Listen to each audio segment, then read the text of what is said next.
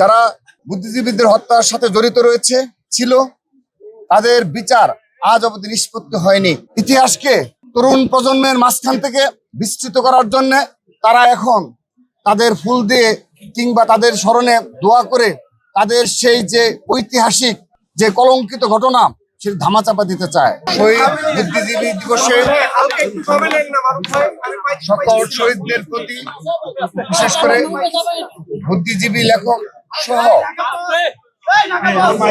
এই 14 ডিসেম্বর 1971 সালে যাদেরকে হত্যা করা হয়েছে সেই বীর শহীদদের আত্মার মাগফিরাত কামনা করছি এবং তাদের পরিবারের প্রতি যুগ যুগ ধরে যে সমবেদনা জ্ঞাপন করে যাচ্ছি, আমরা আজকের এই দিনেও এই শহীদ বুদ্ধিজীবীদের পরিবারদের প্রতি আমরা সমবেদনা জ্ঞাপন করছি।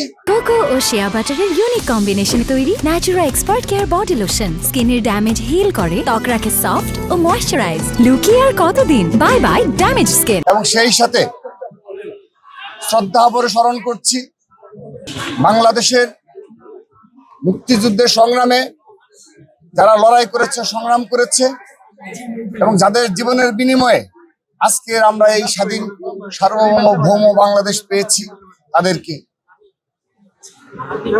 এই শহীদ বুদ্ধিজীবী দিবসে একটি কথা না বললেই নয়।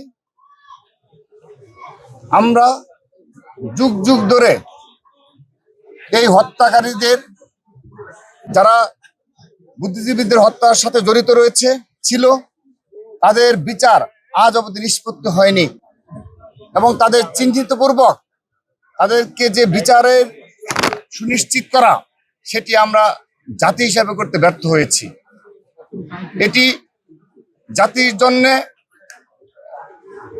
ঐতিহাসিক একটা লজ্জাজনক ঘটনা এবং সেই সাথে তাদের আত্মাও শান্তি পায় না, যে কারণে তারা পুরো সময়টা, স্বাধীনতা সংগ্রামে পুরো সময়টা যারা এই দেশের জন্য তাদের জীবনের সবটুকু সময় ব্যয় করেছে জীবনের ঝুঁকি নিয়ে, কিন্তু বিজয়ের ঠিক পূর্ব মুহূর্তে এই দেশেরই রাজাকার আলবদর শামসের প্রত্যক্ষ সম্পৃক্ততায় পাকিস্তানি বাহিনী এই সূর্য সন্তানদের হত্যা করেছে।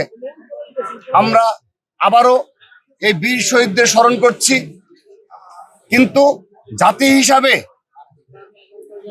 আমরা সত্যিকার অর্থেই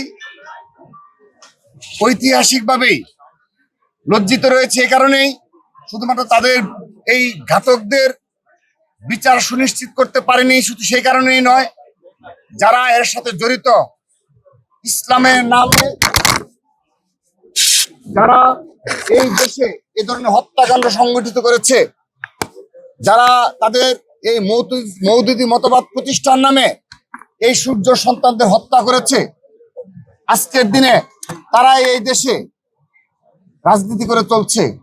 শুধু তাই নয়, এখন দেখা যাচ্ছে যারা যুগ যুগ ধরে কখনো এই শহীদদের স্মরণ করেনি, তাদের প্রতি শ্রদ্ধা জ্ঞাপন করেনি, আজকের দিনে তারা বয়ান দেয় এবং তারা যেহেতু পুরো জাতি যেহেতু তাদের বিরুদ্ধে অবস্থান নিয়েছে, এখন তাদের সেই কলিমা মুক্ত ইতিহাসকে তরুণ প্রজন্মের মাঝখান থেকে বিস্তৃত করার জন্য তারা এখন তাদের ফুল দিয়ে কিংবা তাদের স্মরণে দোয়া করে তাদের সেই যে ঐতিহাসিক যে কলঙ্কিত ঘটনা সে ধামাচাপা দিতে চায়।